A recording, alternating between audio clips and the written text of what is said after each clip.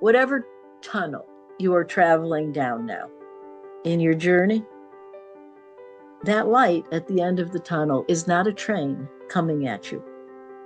That light is the way, it's the truth, it's your roadmap, it's the light, so that you can be the best version of yourself if you choose to be. Hi, and welcome to Don't Drink to Feed podcast. This podcast is all about you and all the courageous, driven women like you. We are here to inspire, to empower, to share, and to embrace one another. We will be talking with women from different backgrounds and careers about love, family, friendship, their wins and falls, and what it took for them to live the life they love. I am your host, Claudia Noriega-Bernstein, and I am so happy you're here today. Hi, everyone. Today we have a very insightful episode. I have Rhonda Farrah. She is a lifestyle empowerment alchemist, among other things, but I'm going to let her share a little bit about herself, and then we're going to take it from there. Welcome. Thank you, Claudia. It's a pleasure to be here. Thank you for this conversation and for having me as your guest. I'm thrilled. So, I am asked that many times. What is an alchemist? Lifestyle empowerment alchemist, and what do you do? Well, alchemy is the precursor to chemistry, and I am not a left brain person by any means. All right. But as an alchemist, I get to help individuals who choose to go in that direction, take the joys and the sorrows and all that struggle, that challenge, that not so good stuff. So the good and the not so good stuff in their life, and make it work for them rather than anything less. That's the short version of what an alchemist is. And just a little personal background. I am an East Coast gal. I was raised in Connecticut, and I'm the oldest of three brothers and one sister. So and through third grade, I was in what we call an extended family. And many of our viewers or listeners will know what that is. So under one roof was my parents, my siblings, my grandparents, aunts, great aunts. At one point in time, 13 people under the same roof. You were raised by a tribe. I was. That was my tribe. That I was part of their tribe. And most of that household was women. So a big female influence in that household, and learned there was a lot of discipline and a lot of love under that roof. I learned how to be a nurturer with the female influence. Not that males don't nurture, okay, but I learned how to be a nurturer. And the oldest of my siblings, I was nurturing. I was the role model, whether I wanted to at some points or not. So very early on, I became in the mode of being a nurturer to everybody other than myself, okay, which is a lot of women go that path. We're really good at nurturing others. And that led me into the field of psychology as a psychotherapist. I was of service to others. And then through certain things in my life, I used to call them crises. They began in my midlife, and now I call them opportunities. That's what they were, the escapades and the adventures of Rhonda from midlife. So it was very interesting how it played out. And I was in some situations that I never thought I would be in my life. But I also, being very devout, when it becomes a believer in God, raised Catholic, rebaptized a Christian, I honor all paths to God now. And I learned through those experiences, and we'll get into that, is I learned how to find the gift and the blessing, even in, excuse the expression or not, the shit that happens in our lives, the stuff that we don't, that not so good stuff, like, oh my God. Right. So that was my salvation, to find the gift and the blessing, whether I wanted to look or not. And I learned early on how to take those gifts and blessings and make everything that was happening for me work for me rather again than anything less. And I learned the power within me. I call it God. Some people call it universe, source, divine.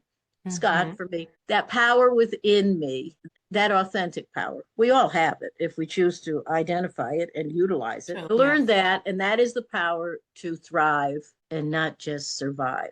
And it was at that point that I became dedicated to awakening hearts, minds, and most especially spirit to that innate power within each one of us. Wow. That's beautiful. And you know, what a passion to have to be at service and to empower women. I love that we're in the same field, and I love to empower women and help them see the inner abundance within and not Yes, so much looking for outside sources to find that happiness that we all so much want. yes, yeah, the external influences. Mm-hmm. And Especially nowadays that we live in a world where everything has to be for show. right, And we don't stop and think what it is that I want. Like you're talking about the role that you kind of inherited when you were little, right? You're the older yeah, sister, you're yeah, the woman, and then suddenly this is what you assume was your role and you run with it. Now you're lucky that you love what you do. yes. Many people are playing roles in other people's life that they don't like Mm. because somebody just told them this is what you're supposed to be. And they live a life that is not theirs because that's not exactly their calling. So you're very blessed to be able to do what you're passionate about. Yeah, I credit my upbringing, not just in an extended family of basically women, but I credit it with the discipline instilled within me growing Mm-hmm. up, going to Catholic school, recognizing certain things, whereas many people were not. Here we are, we're recording this now in the holiday season, the holy days here in several, I guess you'd call them religions, several belief Mm-hmm. systems. Mm-hmm. And that instilled in me that real sense of, yes, I'm created. We're all created. We're Mm-hmm. magnificent beings, whether we believe it or not. We were created in the likeness of the image of whoever and whatever we call that likeness and image. I actually call it we are a piece of a masterpiece. Absolutely. I love A that. piece Yeah. of the master, yes. We're a piece of the master. And I we have heard that that power. somewhere once that I was like, oh, I'm adopting this because I like it. We are all masterpieces, but we are a piece of the master. Yep. And what an honor that is, right? It is an honor, and that's why we are created as magnificent beings. And Mm-hmm. sometimes we do that magnificent stuff, and other times we just I think especially women, we slip down. Yeah. We get we're not enough.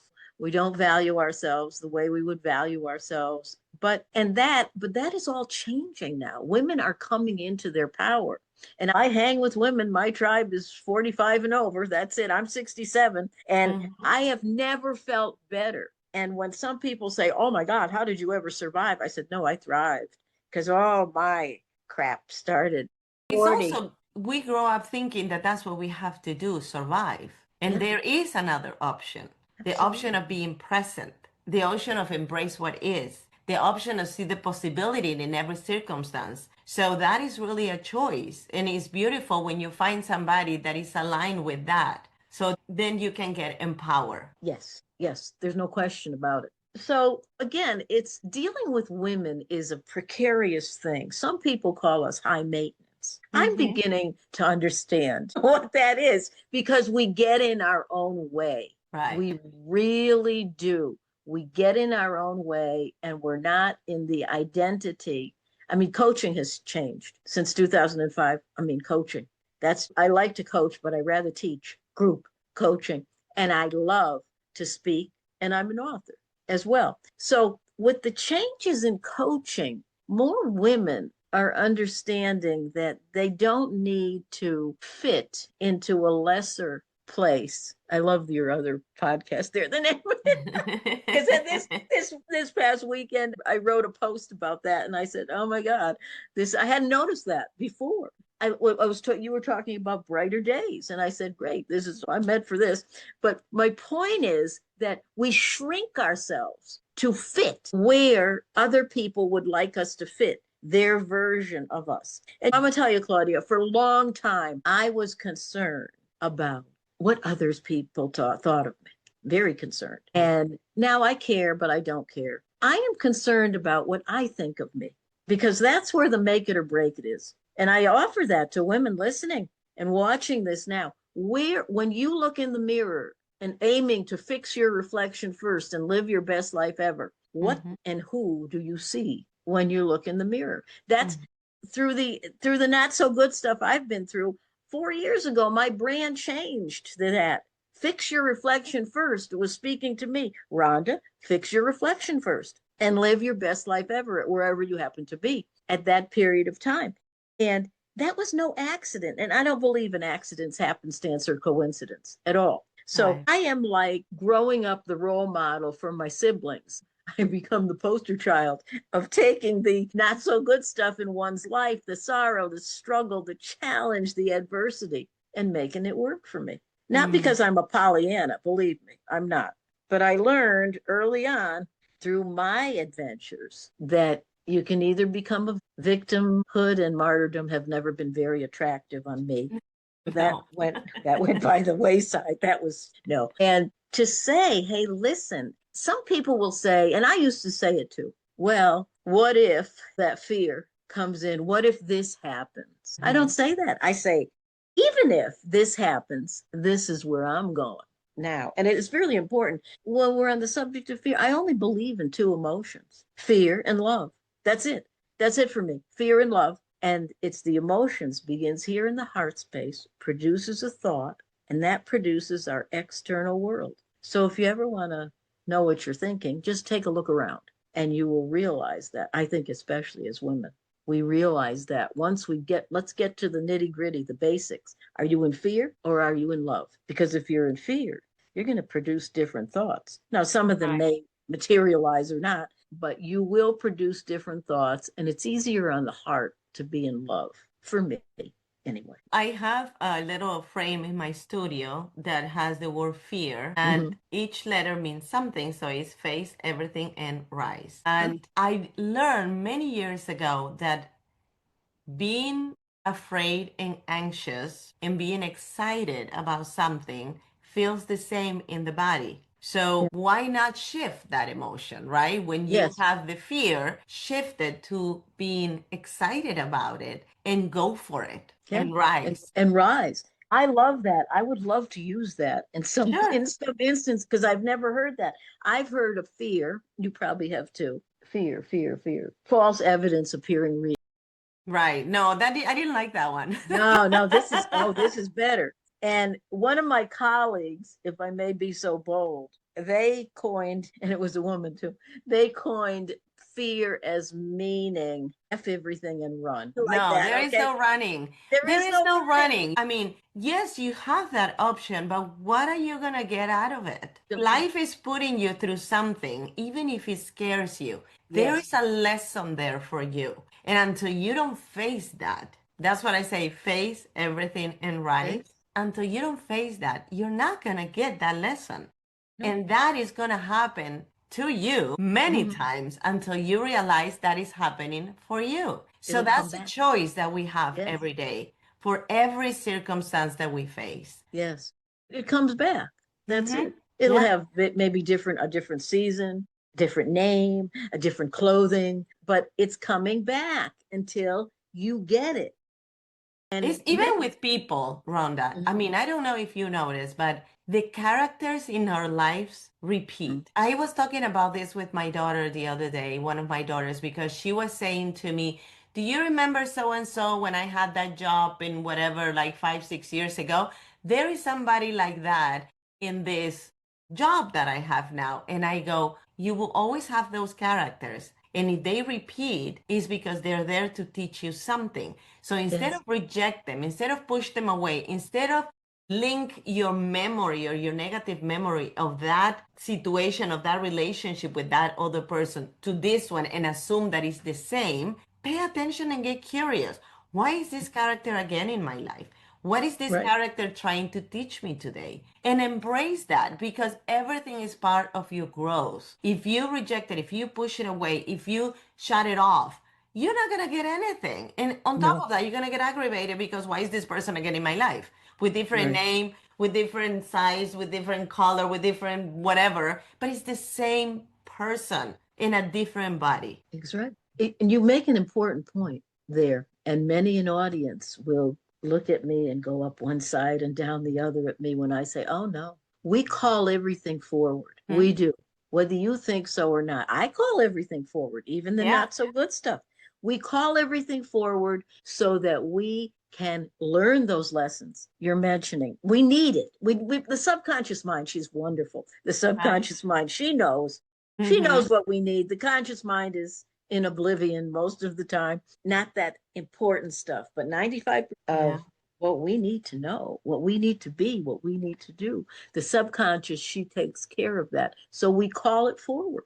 And many disagree with me. And I don't know, maybe 15 years ago, I would disagree with me, but now I got it. I got it now. Maybe a little late blooming, but I got it.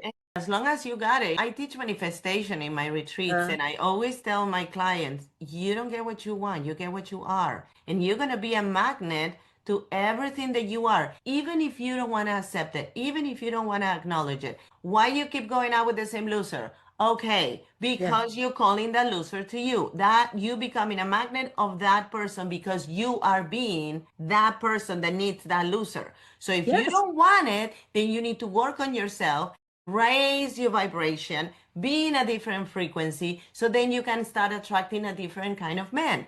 But while you are in that funk, when you don't think you're enough, when you don't think you're not worthy, when you don't think when you think you're complicated, when you have all these negative things about yourself, subconsciously you are attracting that because that person matches you. Yes. So you have to change from within. That person is doing something for you. I mean, come on.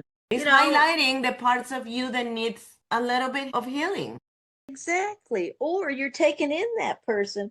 I used to say, oh my God, I've attracted another one. I was looking for a love relationship. Why am I attracting clients? Because we become fixers, we That's, want to fix oh, them. yes. And then the relationship becomes a project. We're going to fix this person needs me. And then also, it's our ego because we want to feel relevant. We want to feel needed. We want to Yes. feel seen. And this person at that moment, because he might be broken or he might be going through something, make us feel that he needs us. And we're Exactly. feeding our ego and we're feeding ourselves with that. And we don't realize that we're just a band-aid for that person. That person has his or her own journey, and it's not our job to save them. No, it's not. Hi, friends.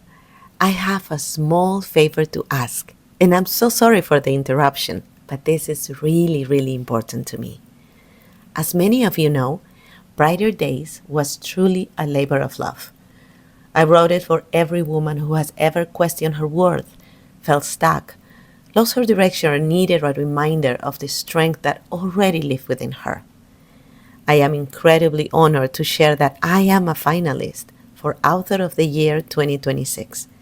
If my book, my podcast, my coaching, or anything I have shared has touched your life in any way, I would be so grateful if you vote for me.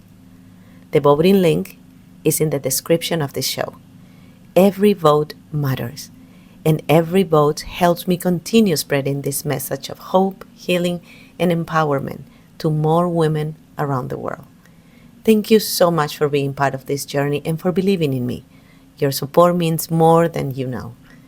Now, let's continue helping women remember that they never have to shrink to fit again. Thank you so much, and let's go back to the show.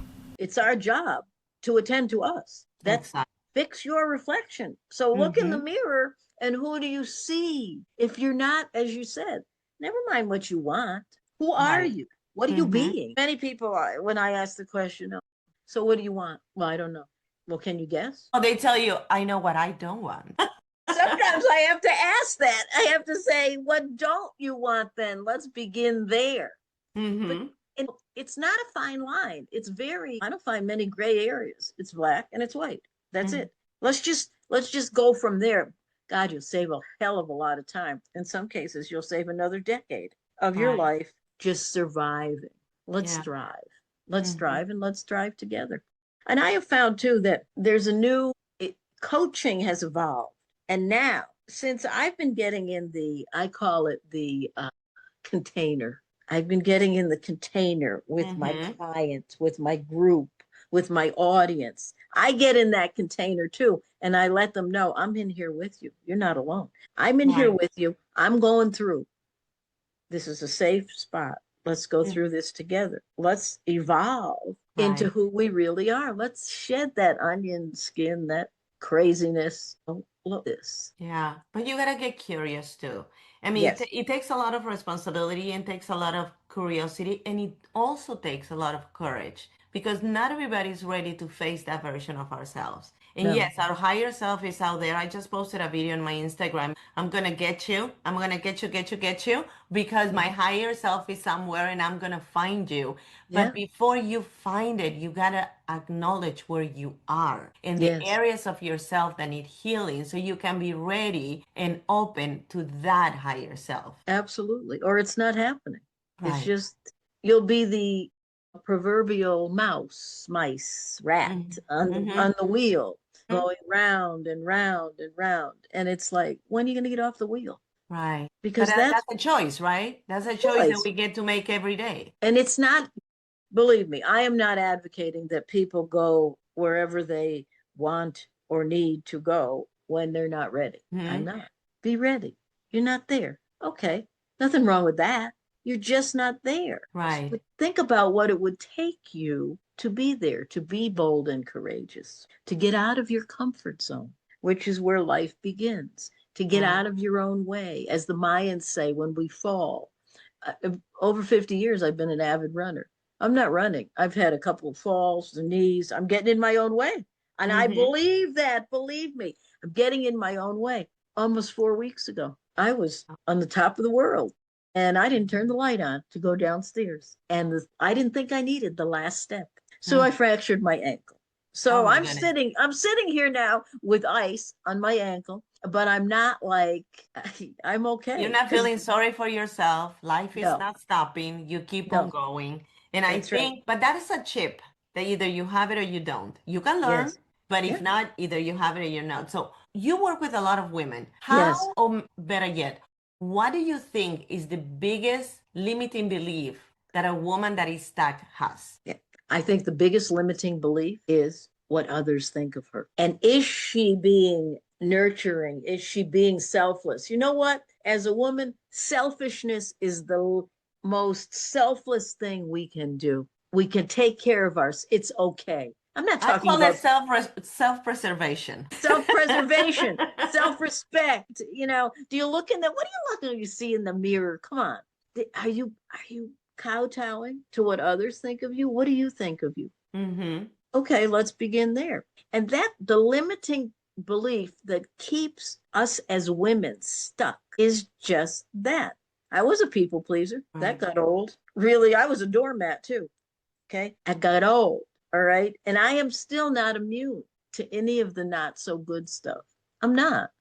But I know how to slough it And off. that is a very important point because many times people believe that because you're in a journey of healing, you're not going to go back or fall back into old patterns. And we're humans and we're Yes. living life for the first time. And we are going to fall into those old patterns. The trick is that while you are in this journey of healing, you're going to recognize those patterns and you're going to Absolutely. snap back. You're not going to stay in those feelings for a long time like you used to before when you were not working on your healing.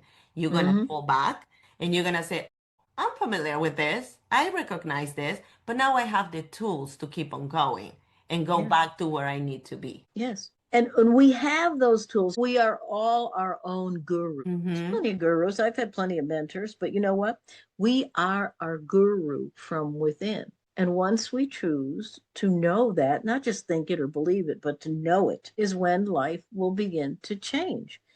I've often said in interview, "Oh, you make everything look so easy." I go, "How is that? Did I make? Well, look at you. You went through all this crap, and now look at you." And I go, "And okay, what's your point?" It didn't Well, you happen overnight though. no, it didn't happen overnight. Well, you bounced back. I go, I'm gonna correct you right there. I did not bounce back. I bounced forward. I do not Mm. bounce back. I bounce forward. Fix your reflection first. How do I do it? I go, well, I'm gonna tell you. It begins with self-care. It begins with self-love. Do you esteem yourself? Do you appreciate yourself? Do you like and love yourself? Yeah. Because otherwise, you're just gonna. It's not more than attraction. It's the law of assumption. You will assume all that craziness that you do not want if you are not in that realm of love, of like for you, Right. respect, appreciation. And You're just, boundaries, and it's the way we speak to each oh, other. yes. The boundaries, I think, are so important, and oftentimes we see boundaries as a negative thing. I see boundaries as promises that I made to myself. Yeah. I don't want this conversation. I don't want to be treated this way. I don't want to be taken for granted. So I'm promising myself to set those limits with the people in my life so I can protect myself. And I'm going to keep that promise to myself instead of seeing it as a negative rules or as power or as being in control. No, I'm setting my limits, and those limits are aligned with the life that I want for myself. Yes. And it's okay to say no. It's okay to put yourself first. It's okay. I mean, watch your delivery when you're saying no. I mean, say it with love and compassion. Okay, don't use all the expletives. Just say it with love and compassion. I'm sick of you. And no. And the interesting part, boundaries are so important. You hit the nail on the head. And it took me a long time to understand boundaries as a woman, especially with my family. Right. All right. I can set boundaries. And now I have my new motto is no, I do not need to set myself on fire any longer to keep you warm. I don't. And that's exactly what I was doing. It was and at my also event. You don't have to dim your light so somebody else shines. We both get to have our light and we both get to shine. Because it's so necessary. We are so much more similar, I think, especially as women. I'm not excluding men, but as women, look, what are our similarities? Why are we always calling on the competitiveness? Why are we always calling on our differences? How dissimilar are we? No, we're very similar as women. How about getting together and moving forward together rather than looking at these differences? Oh, I could never collaborate with that person. I could never help that person out of the situation. She's always in that situation. So what? I'll help her out. She'll just be there again. That's not what it's about. It's about how many people have forgiveness is a big thing with me. Forgiveness and gratitude. Yes, I was going to say gratitude. Yeah, forgiveness and gratitude are big. It's essential. And when people say to me, what do you mean you're a lifestyle empowerment alchemist? You're a coach, you're an author, you're a speaker. How do you live an empowered life? Well, as an alchemist, I have a formula. And the formula is forgiveness plus gratitude equals living the life you desire, the life you wish to be living, perhaps the life you dream about. Forgiveness plus gratitude. And if I may, I want to give a little exercise for our listeners in this. So for gratitude we know about that. The gratitude journal. I practice gratitude. I write in the morning and in the evening. I write because 95% of the people in this world learn visually. That's why we do this with the exercise. Now, forgiveness has a bad rap. Yeah, because they think that they're giving something. Right. Forgiveness. I could never forgive them. So, okay, you asked me, you want to live, how do I live an empowered lifestyle? If you really want to, here's your formula. And I'd like you to take out a piece of paper. Never mind, I know we're in a digital age. We all have these devices. I want you to do it in your handwriting. Take out a piece of paper, and forgiveness will begin with forgiveness of self. Yes, me.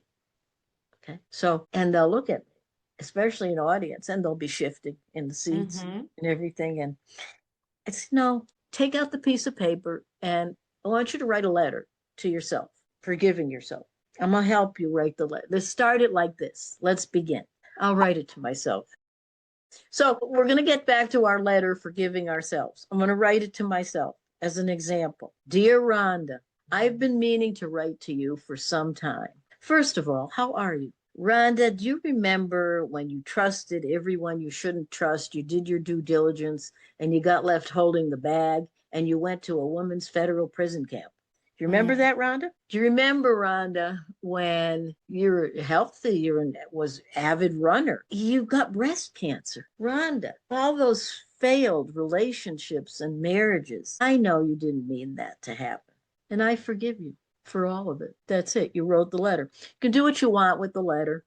I wouldn't immortalize it. I would suggest perhaps ripping it up, flushing it down the toilet. The garbage disposal is really good too. Some people like to rip it up and burn it, but you've just released yourself. Right. You've just released yourself. Next, we're going to write a letter to someone you feel or literally harmed you. This is when there's a lot of shifting in the seats. And I say, look, you don't have to mail the letter, but I'm inviting you to write the letter to forgive this person that has harmed you. Dear so and so that has harmed me. Do you remember when you cheated on me, when you lied, when you stole, when you used me as a doormat, when you disrespected me totally, when you gossiped and continue to gossip? I forgive you. I know you didn't mean to hurt me. So I forgive you. And that's that. You said something very important. In the letter that you forgive yourself, I think it's important to recognize that that version of yourself didn't have the tools that you have now. You don't get to judge that version of yourself because at that moment, she did the best she could with what she knew. Yes. So that's for the forgiveness part of your older version. Yes. And the forgiveness for me, for the people that had harmed me or had betrayed me or had taken advantage of me, I see that as a gift. Because if you don't, it's as simple as taking potion and expect the other person to die. Like, no, you are holding on to that bad feeling, to that bad energy, to that resentment. The other person doesn't even know that you have that. That's so right. who is getting the harm here? It's you. And sometimes people hold on to that episode or that circumstance or that moment in their life, and they don't realize that the other person that did it to them already moved on. Didn't even remember. They forgot. They forgot. Who? Right. What did I do to you? It wasn't as important for them as it was for you. We give the relevance to everything that happens in our life. We have the power to put a label and say, yeah, this circumstance or this situation of this marriage, of this fight or this friendship or whatever it is going to have 3 slices of my pizza instead of half slice of my pizza. Right. You decide how much of your pizza you're going to give to everybody else and how much you're going to keep to yourself. That's exactly correct. And it's, you harm yourself. Non-forgiveness causes ill-being, causes dis-ease. And storage in your body. That's it. That's what's happening. So, that expression, I sometimes like it and I sometimes don't. Let it go. Just let it go. Forgive your past. Forgive your past and embrace. And not only love yourself when you look in the mirror, love the self that you're becoming. Right. Because you're using certain tools to go there. Yeah. And be present. That's all you got right now. I mean, one exercise that I use a lot to be present is really using my 5 senses in the moment. If you don't know how to force yourself to be present, be aware. What am I seeing right now? What am I hearing right now? What am I tasting right now? What am I touching right now? Use your senses to be present, to be in the moment. And while you are in the moment, appreciate what is. Because you might not have what you have right now in 10 minutes from now. That's right. And this moment that we're in right now will determine the next moment. Yeah.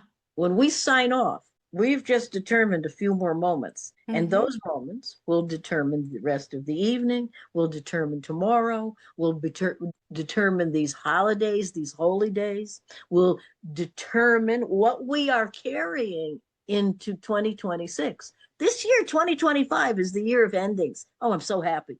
In numerology, it's a 9. I know. Endings. We're ending it. Ending. So release. It's new beginnings ahead of us. New beginnings, and remove from your plate that's which is not serving you. Because it's just like hanging on to a relationship that, there's all these red flags. I know I don't want to be in it, but I might not get another one. So I'm going to hang on. You're taking up the placeholder for something better. Yes. Amen. Into your life. You are doing that. Okay. I've been there, done that. So I'm not, believe me, this is not a judgment or criticism. It's an observation of myself as well as those I'm speaking to. I must be, whoever's listening right now, you were meant to be here. You were meant to hear what you're hearing. What an appropriate time as you take this information into 2026. A 1-year of new beginnings. It's the beginning of new beginnings. Understand that and put that in your heart and in your mind and watch what happens in your life. And this might be the new beginning that you stop being concerned with what others think of you. What do you think of you? Yeah. Go to the mirror. That's it. I've trademarked that. I loved it so much. I'm no stranger to mirror work at all. My whole life as a psychotherapist, I've been doing that. But my point is, when I was catching my reflection in every pane of glass 25 or 30 years ago and saying, oh, look at, you're so attractive, Rhonda. You're a hot number. That's it. Look at you. Did I believe it? Probably not.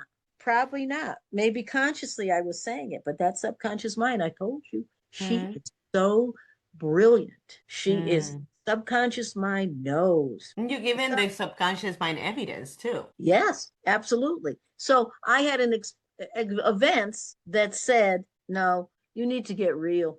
That's it. You need to get real. You need to have not this life of roses. Okay. You need to get real to be who you are. You, Rhonda, are a soul in a body, in an earthling body. And when I started asking, and I still do, if I'm going to do something, how does this attend to the agenda of my soul? It's really awakening, right? Oh, yeah. It doesn't. So why am I bothering myself with it? You know what I mean? So, and I invite our listeners and our viewers to say that. I operate, I'm an earthling. Believe me, I'm human too. And I'm not immune to any of the stuff that we all go through. However, I like operating on my godling self, not merely my earthling self. I call it my godling self. And that's an aha breath. I have aha breaths all the time. And they began with my not so good stuff. The aha breaths were times where I surrendered. And when I get an aha breath now with a client, with an audience, in an interview, I know that I'm meant to share what I'm sharing. Right. It's a confirmation for me. So I clarity, don't know. Right there. Clarity. I take the cue. That's it. I love that.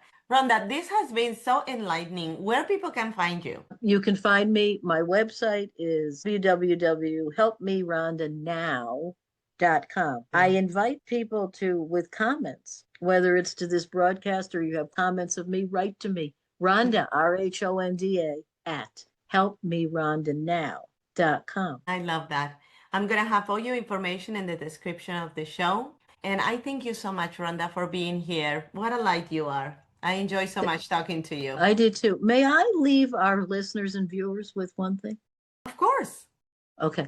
First of all, understand that wherever you are, whatever challenge or struggle, sorrow you may be going through, understand that you are not alone. Reach out. Reach out to someone that you trust. Reach out to your higher source, whatever you call it. Whether you reach out to me or not is irrelevant. Reach out to someone and share what's happening with you, because that's where the clarity comes in. So whatever tunnel you are traveling down now in your journey, that light at the end of the tunnel is not a train coming at you. That light is the way, it's the truth, it's your roadmap, it's the light, so that you can be the best version of yourself if you choose to be. And finally, as I end my own show with, and as I end interviews with, I invite you to treat life as if it were ice cream. I love that. And enjoy it before it melts. There you go. I love that. Thank you, everybody, for listening to us, and I will see you next week. Bye. Thank you all for listening to the Don't Shrink to Fit podcast. If you like this episode, please write a juicy comment below and subscribe to my podcast. Remember, we can only fly if we embrace each other. Until next week, be happy, be safe, and be kind to yourself.